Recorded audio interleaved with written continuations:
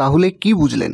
যতটা এক্সপেকটেশন ছিল তার থেকে অনেক বেশি লোক এসআইআরের নাম শুনে অ্যানাউন্সমেন্ট হওয়ার পরই তারা পশ্চিমবঙ্গের বিভিন্ন এরিয়া ছেড়ে চলে যাচ্ছে, স্পেশালি সীমান্তবর্তী এরিয়া, যেটাকে নিয়ে আমি বলেছিলাম যে ভয়ঙ্করভাবে অদ্ভুতভাবে যেভাবে জনসংখ্যা বৃদ্ধি পেয়েছে সেই সমস্ত সীমান্তবর্তী এরিয়াতে এখন ভয় এবং বিভ্রান্তকর পরিস্থিতি তৈরি হয়েছে, কারণ শয়ে শয়ে লোক এরিয়া ছেড়ে ছেড়ে চলে যাচ্ছে।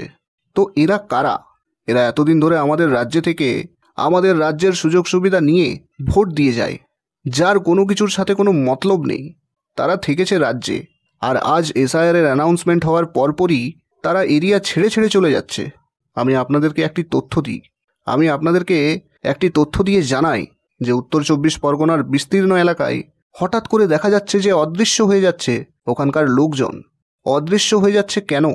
অদৃশ্য হচ্ছে তো প্রচুর নাকি গৃহ সহায়িকা, তারা বাড়ি ছেড়ে ছেড়ে চলে যাচ্ছে, কাজ ছেড়ে তারা বাংলাদেশে ফিরে চলে যাচ্ছে।